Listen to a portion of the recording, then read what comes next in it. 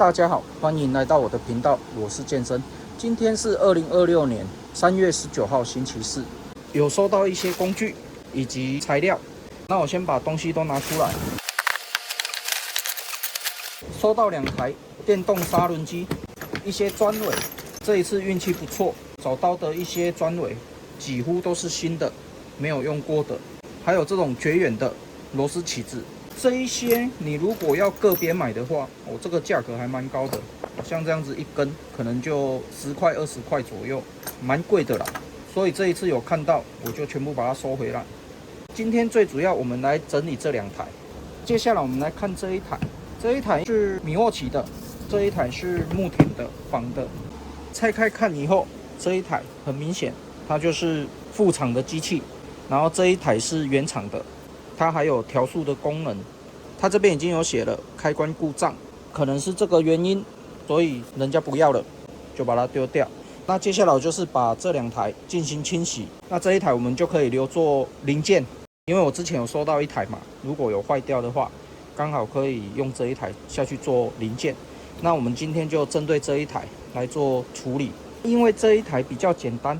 所以我先把这一台处理起来，这一台里面都比我想象中还要干净，也没有生锈的问题，所以我先把这一台处理起来。接下来就是把它组装回去。这一台整理好了，那我们稍微测试一下。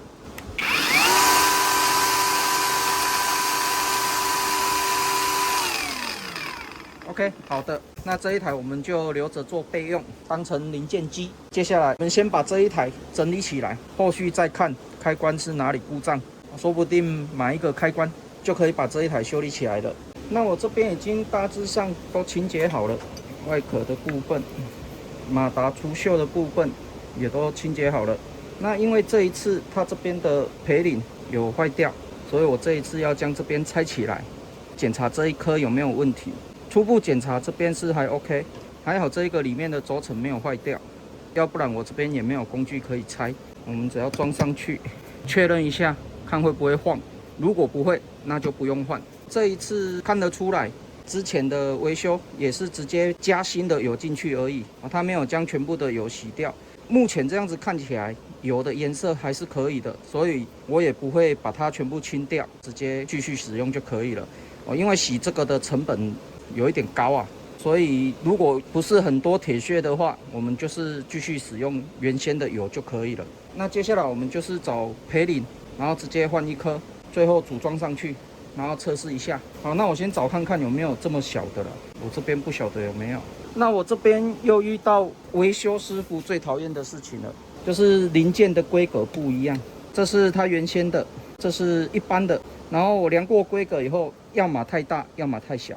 培领的部分，这个规格在网络上要买还是蛮容易买得到的。你要买培领的话，只要注意，现在培领有很多种规格。简单来说，就是有分高速钢或者是低速钢，尽量买高速钢的轴承。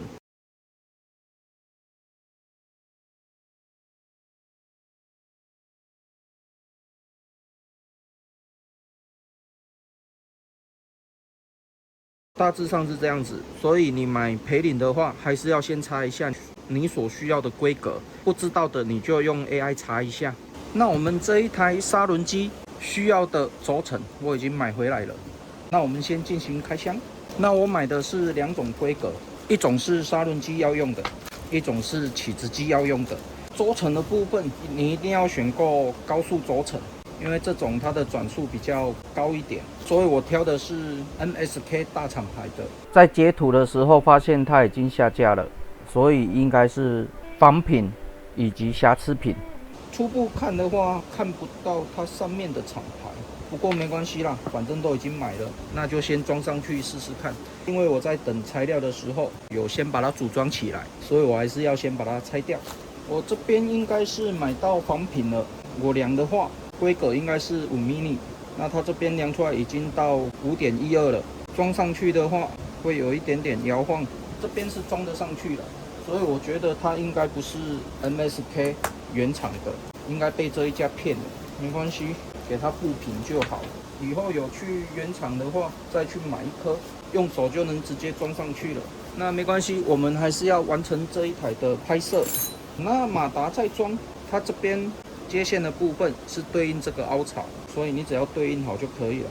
它这边有设定防呆孔，反正你装上去就不会动了。然后它这边有一条黑色的接地线，你要从这边把它拉到外壳上接上去，这样就可以了。那最后我们就是把外壳接上去，可以密合，这样就 OK 了。我们这边就是直接把它装上去就可以了，然后对应好，这样子转一下看看呐、如果不会摇晃得太严重，应该就没有什么关系了。接下来锁上这4个螺丝。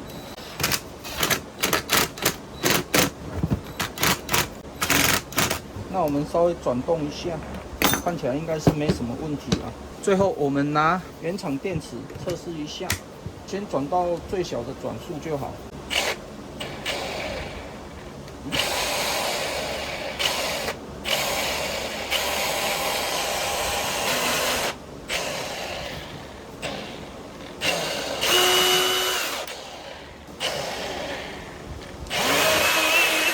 不行，它的声音太大了，代表这个轴承是不行的。开关有问题没有错，调速功能是正常的，马达整个都是正常的。我们只要去买一个原厂的开关，然后加一个培领，那这一台就可以修理起来了。这个轴承我一样要把它拆下来，看它能不能够退货，毕竟它卖的这个东西不是很好。后续有直接申请取消交易，对方也退款了。他们可能也知道自己的产品不是很好，所以就没有来取货回去。最后就是留下他要我自己处理的证据，避免他日后后悔。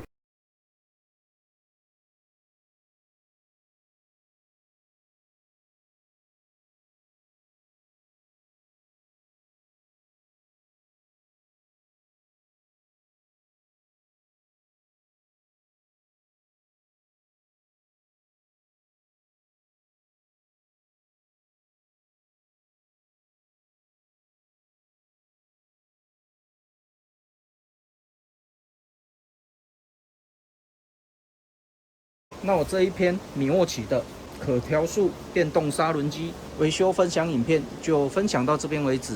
那如果你喜欢我的影片的话，敬请订阅和分享，谢谢。